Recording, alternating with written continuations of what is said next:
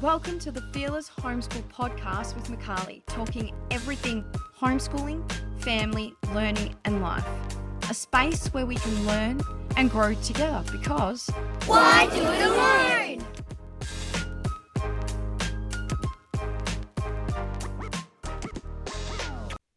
Hey everyone, we've reached the end of season 1 and I'm so excited about how it all turned out and what a fantastic resource it has become our first season.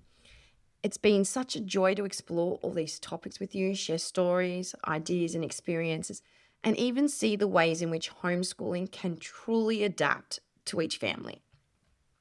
Before we dive into this final episode, I want to give a huge thank you for joining me on this journey of the Fearless Homeschool Podcast as we've launched it. I'm so grateful that you've been here, listening, enjoying and reflecting and sharing your own thoughts with me along the way. I've even heard from some of you that this podcast has helped make the jump into homeschooling, and that is absolutely warms my heart. That's exactly why we launched Fearless Homeschool, to offer insight into homeschooling and to remind you, just as we do continuously here at Fearless Homeschool, or I hope we do, that you are not alone. So really, don't do it alone. Why do it alone? Okay, enough of that. Let's get into it. And you're stuck with just me and my thoughts today. And I want to wrap things up by talking about something really basic. Something that people often take for granted when it comes to homeschooling, or even feel really overwhelmed by. Because let's face it, there are a lot of opinions out there in this world we live in these days, including mine, about life, but especially about how to homeschool, what to do, what it should look like. People even like to give it all sorts of different names. Homeschooling, but we don't like the word school. Home education, but we're really hardly ever home. Life education, road schooling, the list goes on. And over the season, we've heard from parents like us sharing all kinds of homeschooling styles. They may have adopted them, blended them, or hopped in between. Just to remind you, we've covered stuff like classical, Charlotte Mason, Montessori, Steiner, unschooling, child-led or interest-led learning, distance ed, unit studies, project-based learning, and co-ops. I think I've got them all. We've heard from some truly inspiring parents, and we've also seen plenty of amazing people online in our daily life. People who are far better than me at keeping Instagram and Facebook updated and sharing what is happening in their homes, whether they're homeschooling, unschooling, following a curriculum, or doing something else entirely. It's all out there for us to see. And if you're new to homeschooling, or even if you've been at it for a while, it can get overwhelming. You start comparing, questioning yourself, wondering if you're doing enough or doing it right. But if you've listened to this season, and I highly recommend you do, if you're starting here, you'll have noticed a theme I keep coming back to. And it's something you need to get really comfortable with pretty quickly as a homeschooling parent. There is no one right way to homeschool. And I am very passionate about this. And if we take this a step further, there's no one right way to do life. Sure, there could be kinder ways sometimes, more intentional ways, even ways that are less stressful or more financially savvy. But if we can just sit with the fact that there's never a single right way, let go of all the non-useful judgment of ourselves and others, because yes, some judgment is useful. Sometimes we need it. And remember that, as the saying goes, comparison really is the thief of joy. Then homeschooling in life just gets a little bit easier. And honestly, a lot more joyful, kind, and loving too. You can absolutely use people and follow their books and read as you read for inspiration, but you can't replicate anyone else's homeschool experience. In fact, if you try, you're setting yourself up for failure, or at least sliding further down the homeschool enjoyment scale. And why? Because you are you. Your child is your child. Your family is your family. And all of that is completely and beautifully unique. There is no one other than you and not another you in the world. There's not another child exactly like your child. And if your family is anything like mine, there's not another one of them either. We are all perfectly imperfect in all the best ways. So the idea that there's a single approach to homeschooling that suits everyone, it just doesn't make sense. Even within one family, the way you homeschool each child might need to be different. They're different people. And whether you want to admit it or not, your relationship with each one of them is different too.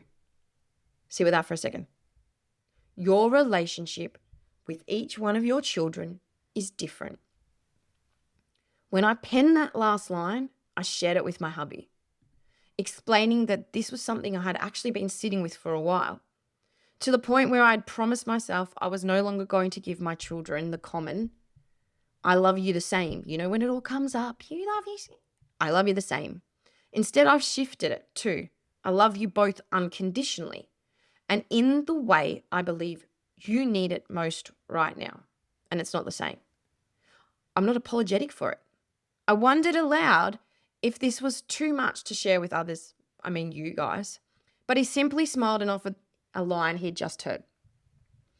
We all grew up in the same place, but we each grew up in different households. A quote meant about siblings or families. And if we truly sit and allow it to sink in, we know it to be true, really, within our own lives, whether we are reflecting on it as a child or as a parent.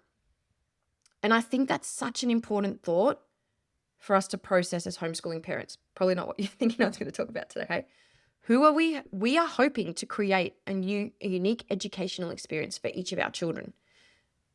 And we can sometimes be consumed by guilt for doing things differently from one child compared to another. But we have to get over it.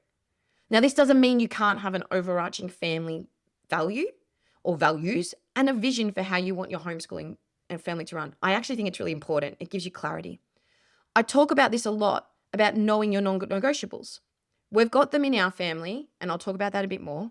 And I know they're very different from what my friends or my other family members' non-negotiables are. Even the people I love following online, the authors I read, or what they might do to inspire me, but my non-negotiables won't be the same as theirs, even if I love them. And theirs won't be the same as mine. So just like in life, when you choose to homeschool, make sure you're not choosing to homeschool someone else's homeschool. That's a guaranteed rough ride. And here's the other thing. Homeschooling changes, so does life. Kids grow. Their needs, their wants, and interests will shift. What worked last year, last month, or even yesterday, it might not work today.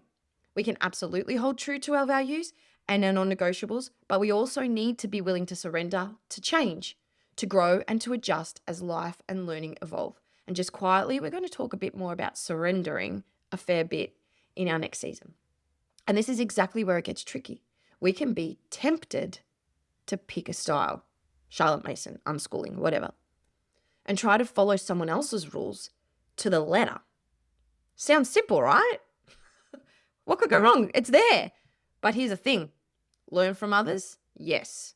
But always take a beat and ask yourself, does this actually fit with my values? Will it work for my family, my kids, my partner, me? If the answer is yes, brilliant, go for it.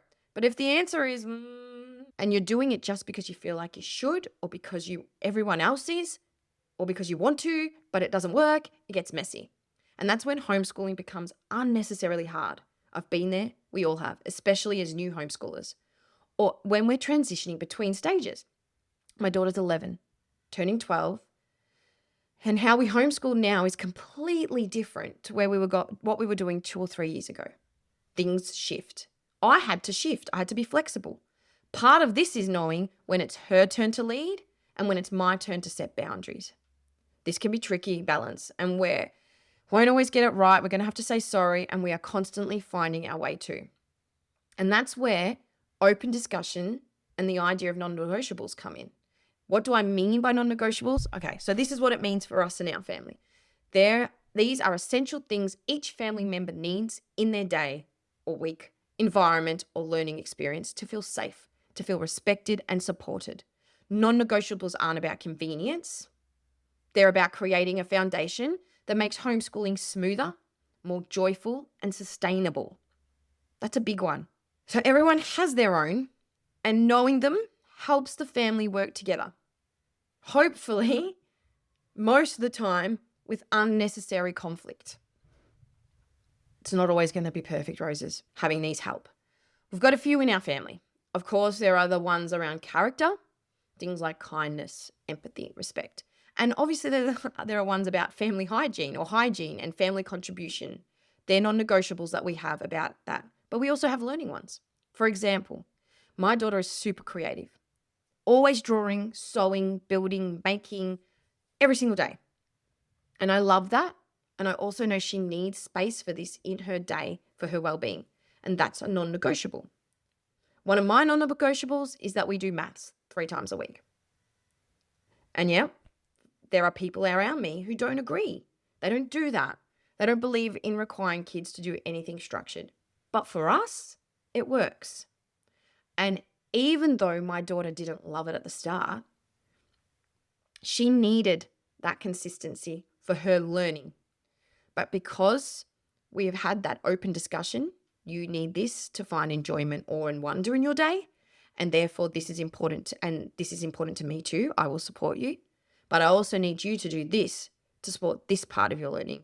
She has trusted me to have a go, and now we can see she's getting better at it. She can feel her own progress, notices how it makes other parts of her life and learning easier and less frustrating. And because of that, there's no resistance anymore most of the time. She's even starting to enjoy it because she can feel herself getting better.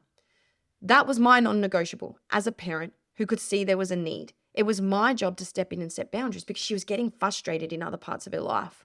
So while it might not look like someone else's idea of classical or unschooling or natural learning, and the list goes on, I've said them all, that's okay. That's what works in our home. And I've learned not to feel guilty for doing it differently from those around me. Don't feel guilty. The key thing is that I'm not trying to follow someone else's philosophy. I'm not trying to make my homeschool look like anyone else's. Now, I did for a long time and sometimes slip in because our family is unique. We also have to be willing to adapt and compromise though, on the flip side. I'm not great with routine and structure. So my preference was to use game-based maths. I had dice, I had cards, nature. I was so excited I could pull it out whenever we could. But one of my kids found it totally overwhelming. That child wanted to sit down, get it done, tick it off, and move on. Or at least that's what I thought at first. So we stopped the games for a while. We've since brought the games back in because she actually loves them. But it was because after sitting, observing, and reflecting, I now know she can't use games to explore a new concept sometimes. First, there had to be a bit of explicit teaching. Then we can play games to reinforce the learning.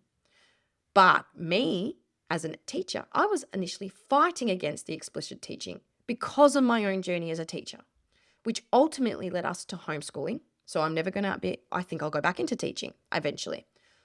But I was still in the stage of rebelling against structure and explicit teaching. And in doing so, I wasn't fully supporting what my child needed.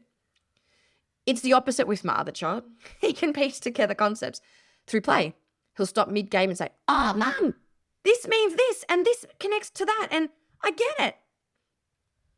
So when I say there is not one right way to homeschool, I actually mean it. You shouldn't be educating or living in a way that doesn't fit your family.